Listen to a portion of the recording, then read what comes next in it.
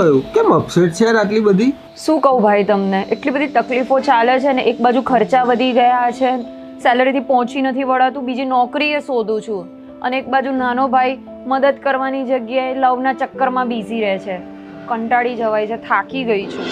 ઓય તને ખબર પડી લા, સેજલના જીવનમાં તો ભયંકર પ્રોબ્લેમ ચાલે છે, ભયંકર.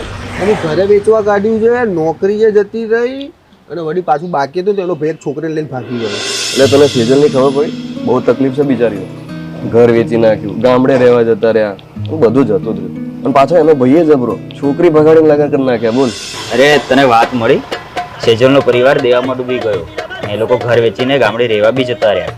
એ લોકો ત્યાં બી જમીન વેચી નાખી છે. અને એનો ભાઈ છોકરી ભગાડીને લઈ આવ્યો અને લગ્ન બી કરી લીધા. અને પાછું એક છોકરું પણ છે. આ બધા ટેન્શનમાં આવીને સેજલે દવા બી લીધી. અને અત્યારે સિવિલ હોસ્પિટલમાં સિરિયસ છે. કોઈને કહેતા નહીં હો તમે. देखा आपने लापरवाही का नतीजा है. જોયું, આપણે હંમેશા એવું વિચારતા હોઈએ છીએ કે ચાર લોકો શું વાતો કરશે, બસ આવી જ વાતો કરશે.